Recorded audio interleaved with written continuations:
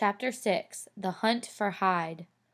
It was 2 o'clock in the morning when the maid finally woke up and sent for the police. The murderer was long gone, but there, in the middle of the lane, lay the body of the old gentleman. The police arrived and searched the area. Lying near the body was one half of the finely made wooden cane, bloody and broken.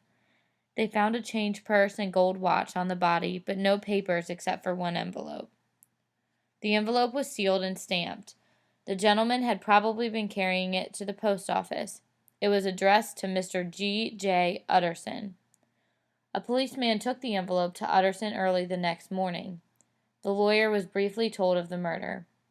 "I will say nothing until I see the body," Utterson said with a serious face. At the police station, Utterson entered the cell and nodded. "I am sorry to say that this is Sir Danvers Carew, a member of Parliament."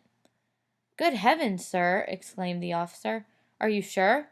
This will make a great deal of noise in the town. Carew was a fine man, well liked and respected."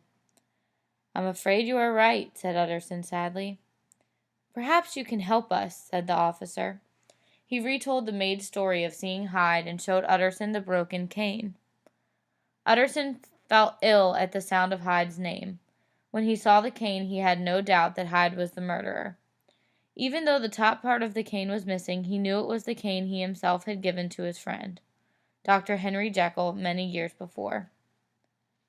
"Is this Mr. Hyde a small man?" asked Utterson. "The maid described him as small and wicked-looking," said the officer. Utterson thought for a moment, then said, "If you will join me in my cab, I think I can take you to his house in Soho." At 9 o'clock they arrived in Soho, a dismal section of town, covered in morning fog. They found 339 Blanchard, the address Hyde had given Utterson. Ragged women and children huddled in the doorways. The street was filthy. Utterson could not believe how awful Soho looked. "This is the home of the favorite friend of Dr. Henry Jekyll," he thought. "A man who would inherit Jekyll's fortune?" A pale, silver-haired woman opened the door. "Yes," she told them, "Hyde lived here, but he was not at home. He had been in that night very late, but he had gone away again within an hour." She explained that he came and went at odd times, and that he was often absent. For instance, last night was the first she had seen of him in nearly 2 months. "Well, then, we'd like to see his room," said the lawyer. The woman looked away and began to close the door, but Utterson continued. "This is Inspector Newcomen, of Scotland Yard." "Ah," she said with a wicked smile, "he's in trouble, isn't he?" She led them through the empty house to the rooms where Hyde stayed. They were decorated and furnished very nicely. However, the place looked as if it had been ransacked. Clothes were pulled out of drawers. The fireplace held new ashes, as if paper had been burned. Sticking out of the ashes, half burned, was a green checkbook.